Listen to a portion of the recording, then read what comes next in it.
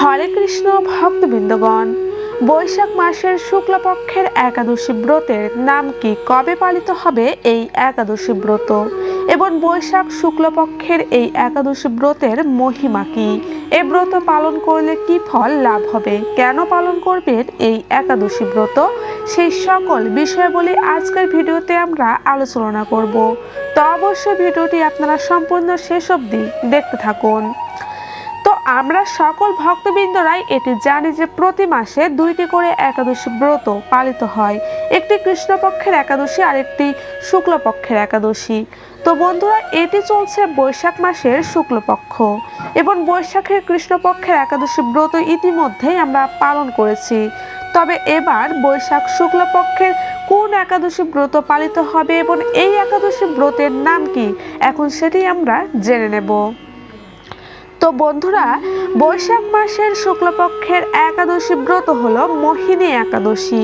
ত্রিলোকে মোহিনী ব্রতের থেকে শ্রেষ্ঠ ব্রত আর নেই। যজ্ঞ, তীর্থস্থান, দান ইত্যাদি কোনো প্রকার পূর্ণ কর্মই মোহিনী একাদশী ব্রতের সমান নয়। এই ব্রত কথা শ্রবণ কীর্তনে সহস্র গোদানের ফল লাভ হয়। ভক্তগণ, এই ব্রতের প্রভাবে মানুষের সমস্ত পাপ, দুঃখ ও মোহজাল নিশ্চিতভাবে বিনষ্ট হয় এবং বিষ্ণুলোকে গতি হয়ে থাকে। তো কৃষ্ণ ভক্তগণ, বৈশাখ শুক্লপক্ষের একাদশী মোহিনী একাদশী পালিত হবে আগামী 8 মে বৃহস্পতিবার।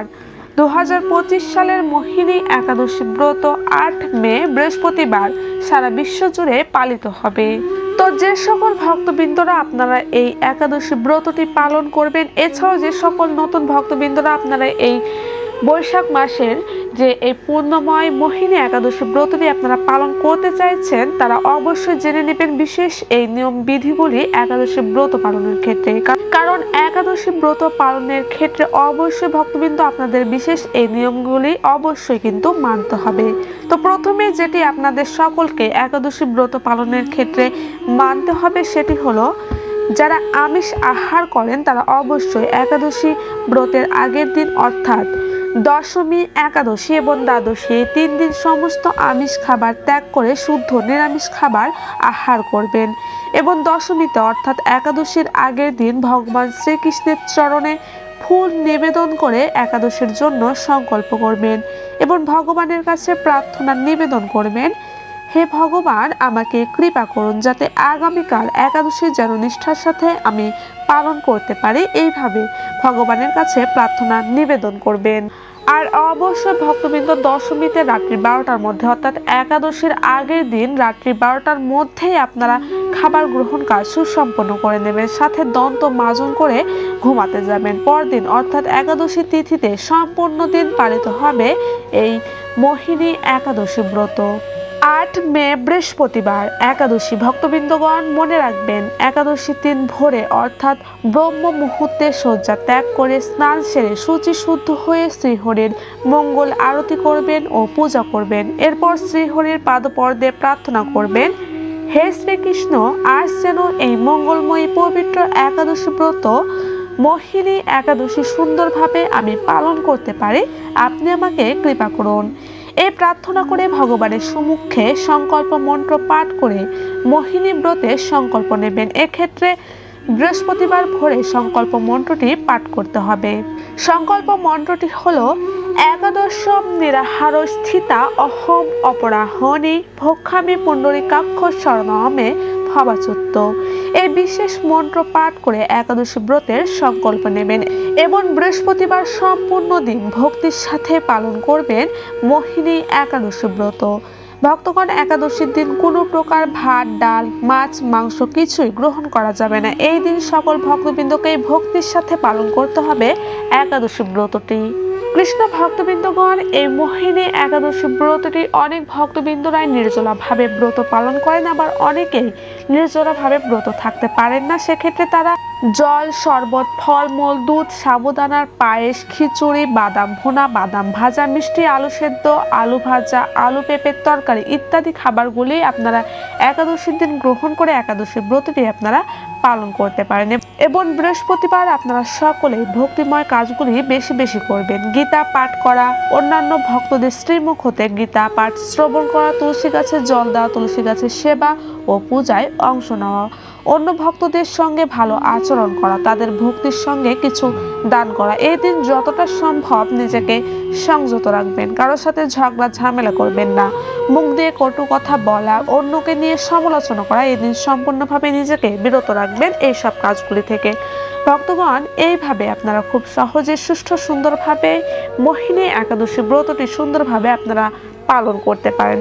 তো ভক্তবৃন্দগণ, এবার সর্বশেষ যেটি আমরা জেনে নেব, এই মোহিনী একাদশীর অপূর্ব ব্রত কথায় অর্থাৎ ব্রত মাহাত্ম্য কথায় এই ব্রত সম্পর্কে কি বলা হয়েছে সেটি এখন আমরা জেনে নেব। কুর্ম পুরাণে বৈশাখ শুক্লপক্ষের মোহিনী একাদশীর ব্রত মাহাত্ম্য বর্ণনা করা হয়েছে। মহারাজ যুধিষ্ঠির বললেন, হে জনার্দন, বৈশাখ শুক্লপক্ষে একাদশীর কি নাম, কি ফল, কি বিধি, এ সকল কথা আমার নিকট বর্ণনা করুন। উত্তরে ভগবান শ্রীকৃষ্ণ বললেন, হে ধর্মপুত্র, আপনি আমাকে যে প্রশ্ন করেছেন, পূর্বে শ্রীরামচন্দ্র বশিষ্ঠ দেবের কাছে এই একই প্রশ্ন করেছিলেন। তিনি জিজ্ঞাসা করেছিলেন, হে মুনিবর, আমি জনক নন্দিনী সীতার বিরহ জনিত কারণে বহু দুঃখ পাচ্ছি, তাই একটি উত্তম ব্রতের কথা আমাকে বলুন, যার দ্বারা সর্বপাপ ক্ষয় ও সর্বদুঃখ বিনষ্ট হয়। এ কথা শুনে বশিষ্ঠদেব বললেন, হে রামচন্দ্র, তুমি উত্তম প্রশ্ন করেছ। যদিও তোমার নাম গ্রহণে মানুষ পবিত্র হয়ে থাকে, তবুও লোকের মঙ্গলের জন্য তোমার কাছে সর্বশ্রেষ্ঠ ও পরম পবিত্র একটি ব্রতের কথা বলছি। বৈশাখ মাসের শুক্লপক্ষে একাদশী মোহিনী নামে প্রসিদ্ধা। এ ব্রত প্রভাবে মানুষের সকল পাপ, দুঃখ ও মোহজাল অচিরে বিনষ্ট হয়। তাই মানুষের উচিত সকল পাপ ক্ষয়কারী ও সর্বদুঃখ বিনাশিনী এই একাদশী ব্রত পালন করা। একাগ্র চিত্রে তার মহিমা তুমি শ্রবণ করো, এ কথা শ্রবণ মাত্রই সমস্ত পাপ বিনষ্ট হয়। পবিত্র সরস্বতী নদীর তীরে ভদ্রাবতী নামে এক সুশোভনা নগরী ছিল। চন্দ্রবংশজাত ধৃতমান নামে এক রাজা সেখানে রাজত্ব করতেন। সেই নগরীতে ধনপাল নামে এক বৈষ্ণব বাস করত। তিনি ছিলেন পুণ্যকর্মা ও সমৃদ্ধশালী ব্যক্তি। তিনি নলকূপ, জলাশয়, উদ্যান, মঠ ও গৃহ ইত্যাদি নির্মাণ করে দিতেন। তিনি ছিলেন বিষ্ণু ভক্তিপরায়ণ ও শান্ত প্রকৃতির মানুষ। সুমনা, দ্রুতিমান, মেধাবী, সুকৃতি ও ধৃষ্টবুদ্ধি নামে তার 5 জন পুত্র ছিল। পঞ্চম পুত্র ধৃষ্টবুদ্ধি ছিল অতি দুরাচারী। সে সর্বদা পাপ কার্যে লিপ্ত থাকত। পর স্ত্রী, সঙ্গী, বেশ্যাসক্ত, লম্পট ও দ্রুত ক্রীড়া প্রভৃতি পাপে সে অত্যন্ত আসক্ত থাকত। দেবতা, ব্রাহ্মণ ও পিতামাতার সেবায় তার একেবারে মতি ছিল না। সে অন্যায় কার্যে রত, দুষ্ট স্বভাব ও পিতৃধন ক্ষয়কারক ছিল। সবসময় সে অভক্ষণ, ভক্ষণ ও সুরাপানে মত্ত থাকত। পিতা ধনপাল একদিন পথ চলছিলেন। হঠাৎ তিনি দেখতে পেলেন ধৃষ্টবুদ্ধি এক বেশ্যার গলায় হাত রেখে নিঃসংকোচে ঘুরে বেড়াচ্ছে। তার নির্লজ্জ পুত্রকে এভাবে চৌরাস্তায় ভ্রমণ করতে দেখে তিনি অত্যন্ত মর্মাহত হলেন। এই কুস্বভাব দর্শনে ক্রোধ হয়ে তিনি তাকে গৃহ থেকে বার করে দিলেন। তার আত্মীয় স্বজনও তাকে পরিত্যাগ করল। সে তখন নিজের অলঙ্কারিতি বিক্রি করে জীবন অতিবাহিত করত। কিছুদিন এইভাবে চলার পর অর্থাভাব দেখা দিল। ধনহীন দেখে সেই বেশ্যাগণও তাকে পরিত্যাগ করল। অন্ন বস্ত্রহীন ধৃষ্টবুদ্ধি ক্ষুধা তৃষ্ণায় অত্যন্ত কাতর হয়ে পড়ল। অবশেষে নিজের গ্রামে সে চুরি করতে শুরু করলো। একদিন রাজপ্রহরী তাকে ধরে বন্দি করলো, কিন্তু পিতার সম্মানার্থে তাকে মুক্ত করে দিল। এভাবে বার কয়েক সে ধরা পড়লো ও ছাড়া পেল, কিন্তু তবুও সে চুরি করা বন্ধ করলো না। তখন রাজা তাকে কারাগারে বন্ধ করে রাখলেন। বিচারে সে কষাঘাত দণ্ডভোগ করলো। কারাভোগের পর অন্যান্য উপায়ে ধৃষ্টবুদ্ধি বনে প্রবেশ করলো। সেখানে সে পশু পাখি বধ করে তাদের মাংস ভক্ষণ করে অতি দুঃখে পাপময় জীবন যাপন করতে লাগলো। দুষ্কর্মের ফলে কেউ কখনো সুখী হতে পারে না, তাই সে ধৃষ্টবুদ্ধি দিবারাত্রি দুঃখ শোকে জর্জরিত হলো। এভাবে অনেক দিন অতিবাহিত হলো। কোনো পুণ্য ফলে সহসা একদিন সে কুণ্ডিন্য ঋষির আশ্রমে উপস্থিত হলো। বৈশাখ মাসে ঋষিবর গঙ্গা স্নান করে আশ্রমের দিকে প্রত্যাবর্তন করছিলেন। শোকাকুল ধৃষ্টবুদ্ধি তার সম্মুখে উপস্থিত হলো। ঘটনাক্রমে ঋষির বস্ত্র হতে এক বিন্দু জল তার গায়ে পড়ল।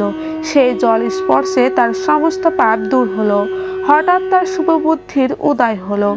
ঋষির সামনে সে কৃতাঞ্জলি পুটে প্রার্থনা করতে লাগলো, হে ঋষি শ্রেষ্ঠ, যে পূর্ণ প্রভাবে আমি এই ভীষণ দুঃখ যন্ত্রণা থেকে মুক্তি লাভ করতে পারি তা কৃপা করে আমাকে বলুন।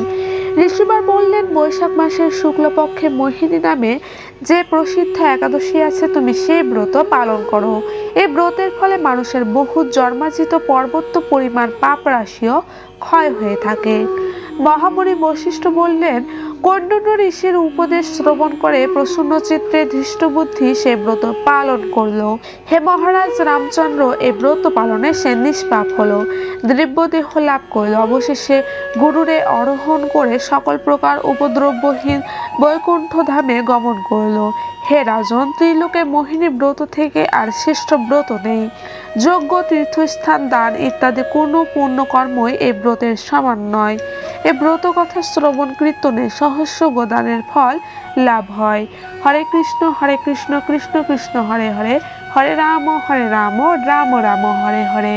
তো কৃষ্ণ ভক্তবৃন্দগণ, আপনারা এটি জানতে সক্ষম হলেন 2025 সালের বৈশাখ শুক্লপক্ষের একাদশী ব্রতের নাম কি এবং এই একাদশী ব্রত কবে পালিত হবে এবং এই একাদশীর মাহাত্ম্য কথায় কি বলা হয়েছে এই ব্রত সম্পর্কে, সে সকল বিষয় বলে আজকের এই ভিডিও থেকে তা জানতে সক্ষম হলাম। তো ভিডিওটি ভালো লাগলে অবশ্যই লাইক, কমেন্ট, শেয়ার করবেন এবং আমার চ্যানেলে নতুন হলে অবশ্যই চ্যানেলটি সাবস্ক্রাইব করবেন। সকলে ভালো থাকবেন, সুস্থ থাকবেন। জয় শ্রীকৃষ্ণ, জয় রাধা মাধব, জয় গোবিন্দ।